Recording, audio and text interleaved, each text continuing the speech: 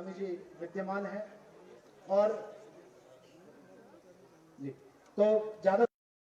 कल्याण का हिमालयन देव संस्थान में इस प्रकार का बहुत ही सुंदर आयोजन यहाँ पर होता है, जिसमें आप सबके साथ साथ मुझे भी यहाँ आने का सौभाग्य प्राप्त होता है। यहाँ पर कन्या पूजन का अवसर, आप सब लोगों से भेंट करने का अवसर, ऐसे पूज्य अवसर, ऐसे बहुत ही शुभ अवसर पर परम तपस्वी पूज्य बाबा कल्याणदास जी महाराज, पूज्य गोविंद गिरी जी महाराज और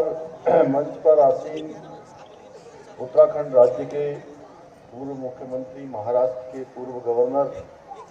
श्रद्धेय कोश्यारी जी, पूज्य संतगण कुंजवाल जी, हमारे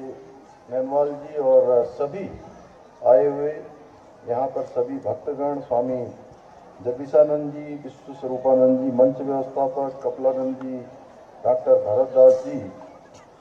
एवं तारू जोशी जी समेत हमारे पार्टी के जिलाध्यक्ष श्री रमेश बहुगुणा जी, श्री मोहन सिंह मेहरा जी,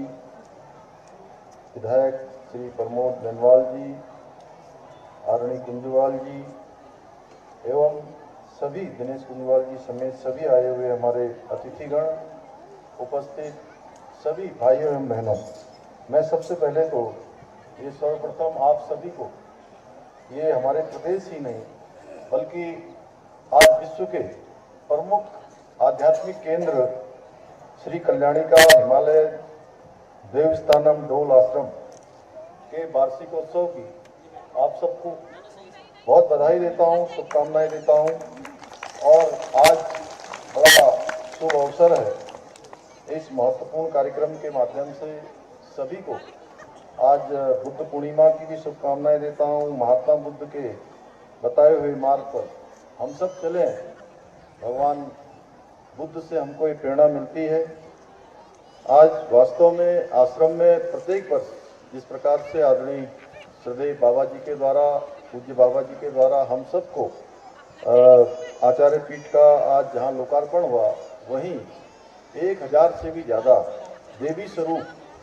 सभी कन्याओं का पूजन मैंने और सभी पूज्य लोगों के साथ मुझे भी ये सौभाग्य प्राप्त हुआ। मैं अपने आप को सौभाग्यशाली मान रहा हूँ कि मुझे हमारी इन देवी स्वरूप सभी कन्याओं का पूजन का अवसर मिला। भाइयों बहनों, हम सभी जानते हैं कि डोल आश्रम जैसे ध्यान पीठ की जो स्थापना जिस उद्देश्य के लिए की गई थी, उस उद्देश्य की पूर्ति में सभी आश्रम के हमारे प्रबंधक और यहाँ से जुड़ा प्रत्येक व्यक्ति जिस प्रकार से लगातार यहाँ शिक्षा के क्षेत्र में, समाज के क्षेत्र में बिना रुके अनथक प्रयास कर रहे हैं, उसकी जितनी प्रशंसा की जाए उतनी कम है। जहाँ एक बार ये आश्रम एक और जहाँ हमारे धार्मिक पर्यटन को भी बढ़ावा दे रहा है, वहीं हमारी जो युवा पीढ़ी है, उस युवा पीढ़ी को भारतीय संस्कृति में के प्रति शिक्षित करने का काम बहुत महान कार्य कर रहा है। और ये हमारे देवभूमि उत्तराखंड के लिए बहुत महत्वपूर्ण है। यह आश्रम हमारी अति प्राचीन सभ्यता और संस्कृति,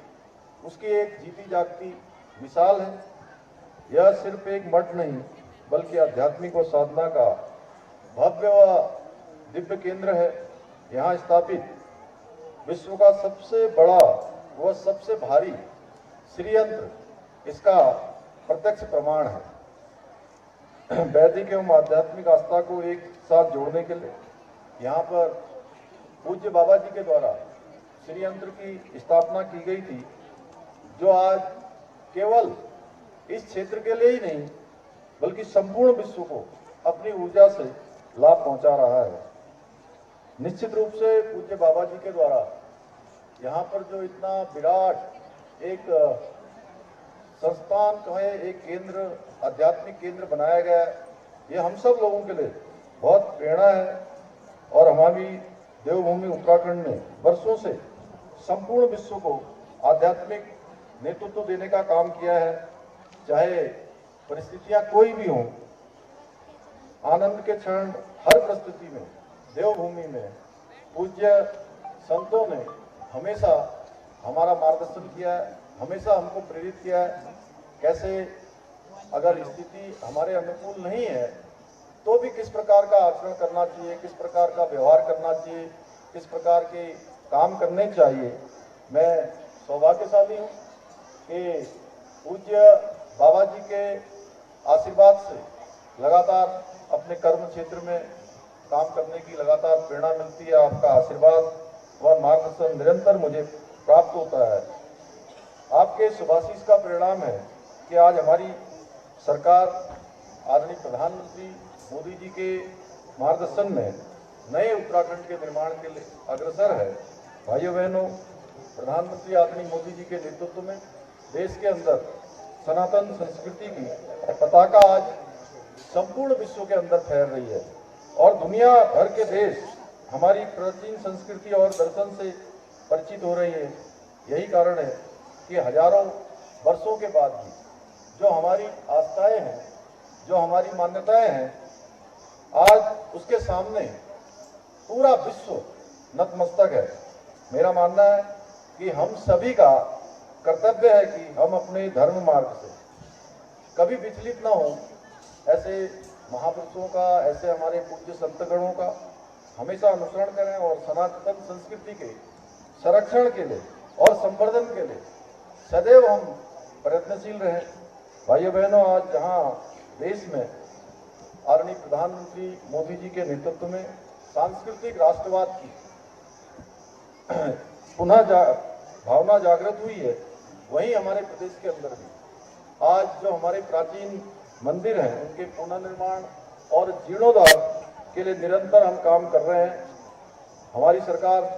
आदरणीय प्रधानमंत्री जी के नेतृत्व में जहां केदारखंड के विकास के लिए संकल्पित होकर तेजी से काम हो रहा है, वहीं मानसखंड के अंदर मानसखंड कॉरिडोर को विकसित करने की दिशा में हम तेजी से काम कर रहे हैं। 48 मंदिरों में से पहले चरण में हमने 16 मंदिरों का जीर्णोद्धार का काम आगे बढ़ रहा है, जिसमें हमारे आप सबके आसपास के हमारे प्रमुख धाम जागेश्वर धाम में जहां माननीय प्रधानमंत्री जी ने आकर दर्शन किए थे, आप सबसे उनका मिलना भी हुआ था। उसके साथ साथ ही गोलजी मंदिर, पाताल भुवनेश्वरी, भुवनेश्वर, कोट भ्रामरी, देवीधुरा, कैची धाम, बाल सुंदरी समेत अनेक मंदिरों को चिन्हित किया गया है। पहले चरण में 16 मंदिर और अगले चरण में 48 और उसके बाद जितने भी मंदिर इस मानसखंड मंदिर माला मिशन में हमारे प्राचीन मंदिर हैं, उन सभी को सम्मिलित करके उनको विकास के लिए आगे बढ़ाया जाएगा। हमारी सरकार सांस्कृतिक संरक्षण हेतु प्रतिबद्ध है, इसलिए आदरणीय प्रधानमंत्री जी के मार्गदर्शन में हमने राज्य के अंदर कुछ ऐतिहासिक और कठोर और कड़े निर्णय लिए हैं, जिसमें समान नागरिक संहिता आज जिसमें पूरे देश की आवश्यकता रही है। देश की आज़ादी के बाद से